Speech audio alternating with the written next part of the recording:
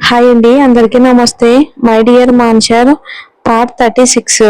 అలా ఆ క్షణం కోపంతో మోకాళ్ళపై నేల మీద కూలపడ్డ అర్జున్ ఆలోచనలు తీరం చేరకపోవటంతో అతని మనసు మెదడు మధ్య సంఘర్షణ మొదలైంది. అర్జున్ మనసు మెదడు ఎన్ని ఆలోచనల మధ్య నలిగినా చివరికి అతని మనసు చెప్తుంది మాత్రం నా స్నేహ అలాంటిది కాదు అని. ఆ క్షణం అర్జున్ స్నేహానైతే ఓన్ చేసుకున్నాడు, కానీ ఆ విషయం గ్రహించే పరిస్థితిలో అర్జున్ లేడు. ఇలా మానసిక సంఘర్షణకు బాగా ఒత్తిడికి గురైన అర్జున్ కి మద్యంలోనే వీటినన్నిటి నుండి విముక్తి దొరుకుతుంది అని నిర్ణయించుకుని వెంటనే తన కారులో ఎప్పుడు ఉండే విస్కీ బాటిల్ తీసి నెమ్మదిగా తాగడం మొదలు పెట్టాడు అర్జున్.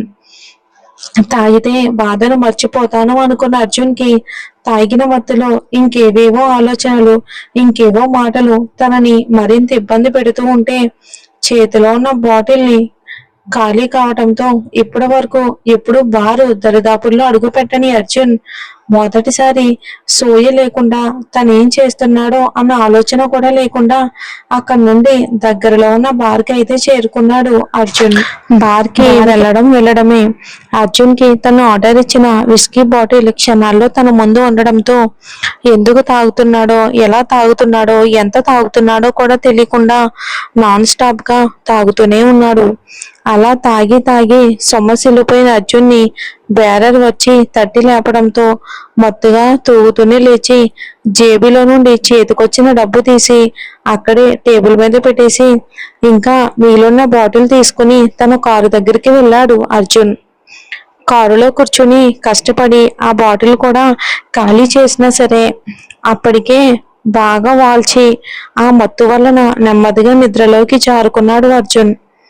లోకేష్ గారు ఉదయం అర్జున్ బాధపడడం చూసి చాలా సంబరపడిపోతూ అక్కడి నుండి తిరిగి ఇంటికి చేరుకుని అర్జున్ మొహంలో బాధ, కోపం, అసహనం అన్నీ ఆయన గుర్తు తెచ్చుకుని చాలా రోజుల తర్వాత సంతోషంగా కడుపు నిండా అది ఇది అని తేడా లేకుండా నాన్ వెజ్ లో ఉన్న రకాలన్నీ ఆర్డర్ పెట్టుకుని ఫుల్ గా తిన్నారు. వీళ్ళకేంటో ఒకరు బాధపడితే అంత ఆనందం, అంత తింటే శరీరం విశ్రాంతి కోరుకుంటుంది కదా మరి. దాంతో నిద్రపోవటానికి ఆయన రూమ్ లోకి వెళ్ళబోతూ అసలు అర్జున్ ఏం చేస్తున్నాడో అని ఆలోచన వచ్చి ఆయన డ్రైవర్ని పిలిచి అర్జున్ ఎక్కడికి వెళ్తున్నా జాగ్రత్తగా గమనించమని చెప్పి అతన్ని అర్జున్ దగ్గరికి పంపించి ఈయన హాయిగా నిద్రపోయాడు. లోకేష్ గారి మాట ప్రకారం ఆయన డ్రైవర్ అర్జున్ దగ్గరికి వెళ్ళేసరికి మధ్యాహ్నం 2-3 అలా అయ్యింది. అర్జున్ కి అనుమానం రాకుండానే అతను అర్జున్ ని గమనిస్తూనే ఉన్నాడు. కాసేపటికి అర్జున్ చేతిలో బాటిల్ ఖాళీ అవటంతో అర్జున్ బార్కి వెళ్తే అతను కూడా అర్జున్ ని ఫాలో చేస్తూ వెళ్ళాడు. అప్పటికే చీకటి పడడంతో అర్జున్ ఇలా తాగుతూ బార్లోనే ఉండిపోయాడు అని డ్రైవర్ ద్వారా తెలుసుకున్న లోకేష్ గారికి ఆనందం ఆకాశాన్ని దాటింది. ఇక అంతగా తాగిన అర్జున్ ఎలాగో ఇంటికి వెళ్ళలేడు అని గ్రహించిన లోకేష్ డ్రైవర్ని అర్జున్ని జాగ్రత్తగా అతని ఇంటి దగ్గర డ్రాప్ చేయమని చెప్పడంతో ఆ డ్రైవర్ అర్జున్ని బార్ నుండి బయటికి రావటం, ఆ తర్వాత కారులోనే అర్జున్ నిద్రపోవటం చూసి నెమ్మదిగా అర్జున్ని పక్క సీట్లోకి మార్చి కారు అయితే స్టార్ట్ చేశాడు. అర్జున్ బాగా మత్తులో ఉండటంతో అసలు తనని సీట్ మార్చిన విషయం కానీ కార్ స్టార్ట్ చేసిన విషయం కానీ తెలుసుకోలేకపోయాడు. అర్జున్ ఇంటికి చేరుకోగానే డ్రైవర్ ఇంటి బయటే కారు వదిలేసి కాలింగ్ బెల్ నొక్కి తొందరగా అక్కడ నుండి పారిపోయాడు ఆ డ్రైవర్. లోపల కునికిపాట్లు పడుతూ ఎదురు చూస్తున్న స్నేహ కాలింగ్ బెల్ రింగ్ అయ్యేసరికి ఒక్కసారిగా ఉలికిపడి లేచి టైం చూసింది కంగారుగా. టైం అర్ధరాత్రి 1 అవుతూ ఉండడంతో కంగారుగా వెళ్ళి డోర్ ఓపెన్ చేసి చూసింది. బయట ఎవరూ లేకపోవడంతో భయంగా చుట్టూ చూసిన స్నేహకు అర్జున్ కారు డ్రైవింగ్ సీట్ పక్కన సీట్లో అర్జున్ కనిపించేసరికి కాస్త అనుమానంగా అనిపించినా అప్పటి వరకు అర్జున్ కోసం పడ్డ కంగారు, భయం అర్జున్ని చూడగానే ఒక్కసారిగా తీసి పడేసినట్టు అనిపిస్తూ ఉంటే ప్రాణం లేచి వచ్చినట్టు అనిపించింది. వెంటనే స్నేహ కారు విండో దించి ఉండడంతో మత్తులో ఊగుతున్న అర్జున్ని అనుమానంగా చూస్తూ అర్జున్ గారు అని పిలిచింది. మత్తులో ఉన్న అర్జున్ కి ఆ పిలుపు మనసుని తాకడంతో ఎదురుగా ఉన్న స్నేహ మసగ్గా కనిపిస్తూ ఉంటే ఏ ఎవరు నువ్వు, నన్ను అలా ఎందుకు పిలుస్తున్నావు అని అడిగాడు కష్టంగా మాటలు కూడా గలుపుకుని. అర్జున్ బాగా తాగున్నాడు అని అర్థమైన స్నేహకు ఒక్కసారిగా గుండె ముక్కలైనట్టు అనిపించింది.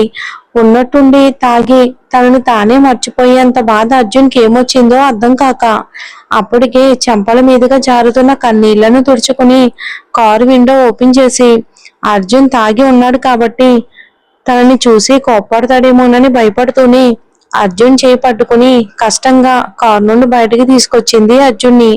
అంత మత్తులో కూడా స్నేహ స్పర్శను గుర్తుపట్టిన అర్జున్ కారు దిగుతూనే స్నేహాన్ని చూసి, స్నేహ స్నేహ నీతో మాట్లాడాలి అని అంటూ ఉంటే, స్నేహ అర్జున్ తనని చూసి కోపడకపోవడంతో రిలాక్స్ గా ఊపిరి పీల్చుకుని అర్జున్ని జాగ్రత్తగా ఇంట్లోకి తీసుకుని వెళ్తూ, అర్జున్ గారు దయచేసి నేను మిమ్మల్ని మీ రూమ్ లోకి తీసుకెళ్లే వరకు మీరేం మాట్లాడొద్దు ప్లీజ్ అని వేడుకోలుగా అడిగింది స్నేహ.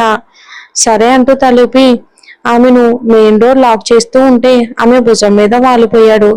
అర్జున్ మత్తులో ఉండటంతో అతని స్పర్శకు స్నేహ మనసు చలిస్తున్నా ప్రస్తుతానికి చలనం లేని రాయిలాగా అర్జున్ని జాగ్రత్తగా పట్టుకుని అక్కడ లైట్స్ అన్ని ఆఫ్ చేసి అతన్ని జాగ్రత్తగా పైన అతని రూమ్ కి అయితే తీసుకెళ్ళింది. అర్జున్ని ఆ పరిస్థితిలో చూసి అశోక్ గారు బాధపడకూడదు. గోకుల్ తన ఫ్రెండ్ వల్ల తన భార్య ముందు చిన్నబుచ్చుకోకూడదు. ఇక మీరా తాగున్న అర్జున్ని చూసి ఆశయించుకోకూడదు అని రూమ్ లోకి వెళ్ళటమే అర్జున్ మత్తులో తూడుతూ స్నేహతో సహా బెడ్ మీద అయితే కూలబడ్డాడు. ఆ పరిస్థితిని ఏమాత్రం ఊహించని స్నేహ కంగారుగా తను పూర్తిగా అర్జున్ మీద ఉండడం చూసి అర్జున్ నుండి దూరం జరిగే ప్రయత్నం చేయబోయింది. కానీ మత్తులో ఉన్న అర్జున్ స్నేహను మరింత దగ్గరకు పదవి పట్టుకుని, నువ్వు నా బంగారానివి స్నేహ, నువ్వు అందరి ఆడవాళ్ళ కాదు అని అంటూ మత్తులో స్నేహ అని మూలుగుతూ స్నేహను తన గుండెలకు హత్తుకుని అలానే ఉండిపోయాడు. అర్జున్ మాటలకి అతని స్పర్శకి స్నేహకు బాధ సంతోషం కలగలిపి ఒకేసారి కళ్ళల్లో నీళ్లు తిరుగుతూ ఉంటే అర్జున్ గుండెల మీద అలానే తల ఆనించి లయబద్ధంగా వినిపిస్తున్న అతని గుండె చప్పుడు వింటూ అలా ఉన్నట్టుండి, మీకెందుకండి ఇంత ఒళ్ళు తెలియనంతగా తాగేంత బాధ ఎందుకు వచ్చిందండి అర్జున్ గారు, అసలు మీరు ఎందుకని ఇంతగా తాగారు అని పరిపరి విధాలుగా ఆలోచిస్తూ, అసలు అర్జున్ అతని కార్ డ్రైవింగ్ సీట్ లో కాకుండా పక్క సీట్ లో ఉండడం, పైగా ఎవరో ఇంటి బెల్ల కొట్టడం ఇవన్నీ ఆలోచిస్తూ ఉండగా ఉదయం నుండి కేవలం మద్యంతోనే కడుపు నింపుకున్న అర్జున్ కి కడుపులో ఎలికలు బ్రేక్ డాన్స్ కోయా డాన్స్ కలిపి చేస్తూ ఉంటే, స్నేహ ఆకలిగా ఉందరా అని అన్నాడు అర్జున్. మాటలు రాక ముద్దు ముద్దగా మాట్లాడుతూ. అర్జున్ అలా ఆకలి అనేసరికి సహజంగా ప్రతి స్త్రీలో ఉండే మాతృమూర్తి హృదయం బిడ్డ ఆకలికి చలించినట్టు స్నేహ మనసు కూడా అర్జున్ ఆకలి అనగానే చలించిపోయింది. స్నేహ జాగ్రత్తగా అర్జున్ని విడిపించుకుని అతన్ని నెమ్మదిగా లేపి బెడ్ రెస్ట్ కానిచ్చి కూర్చోబెట్టి అతని షూ బెల్ట్ తీసి షర్ట్ పై బటన్స్ తీసి ఏసీ ఆన్ చేసి తొందరగా వెళ్ళి ఒక ప్లేట్ లో అర్జున్ కి భోజనం వడ్డించుకుని వచ్చి తల్లిలాగానే ప్రేమగా అర్జున్ కి గోరుముద్దలు తినిపించింది. మంచి ఆకలి మీద ఉన్న అర్జున్ స్నేహ తినిపిస్తూ ఉంటే సైలెంట్ గా తినేశాడు. తినిపించడం పూర్తి కాగానే అర్జున్ కి డ్రెస్ మార్చి అక్కడికక్కడే ఒక వాటర్ టబ్ తీసుకొచ్చి అతనికి ఏ మాత్రం ఇబ్బంది కలగకుండా అర్జున్ కి బ్రష్ చేపించి ఫేస్ వాష్ చేపించింది. కారణం అర్జున్ తాగిన తాగుడికి అతని దగ్గర వాసన కడుపులో తిప్పేస్తూ ఉంది స్నేహకు. ఆ తాగింది అర్జునేనా అని, అతను ఎక్కడ ఇబ్బంది కలుగుతుందోనని స్నేహ ఈ సేవలన్నీ చేసి నీట్గా అర్జున్ ఫేస్ తుడిచి అతన్ని పడుకోబెట్టి అక్కడ నుండి వెళ్ళబోతూ ఉంటే అప్పటికే స్నేహ సపర్యాల వల్ల కాస్త మత్తు వదిలిన అర్జున్ ఆమె చెయ్యి పట్టుకుని ఆపి బెడ్ మీద తన పక్కనే కూర్చోబెట్టుకుని ఆమె ఒడిలో తల పెట్టుకుని ఆమె చెయ్యి తన తల మీద పెట్టుకుని నిమిరించుకుంటూ, నువ్వు కూడా నన్ను వదిలి వెళ్ళిపోకు స్నేహ, నువ్వు లేకపోతే నేను మళ్ళీ ఒంటరి వాడిని అయిపోతాను అని అన్నాడు గుండెల్లో ఉన్న బాధ వల్ల కన్నీళ్లు ఉబికి వస్తూ ఉంటే. ఇంకా ఉన్న మత్తుకి రెప్పలు భారంగా వాలిపోతున్నా కష్టంగా కంట్రోల్ చేసుకుంటూ అర్జున్ మాటకి స్నేహ ఎలా రియాక్ట్ అవుతుంది, అర్జున్ మనసులో ఏముందో ఈ మద్యం మత్తులో బయట పెడతాడా.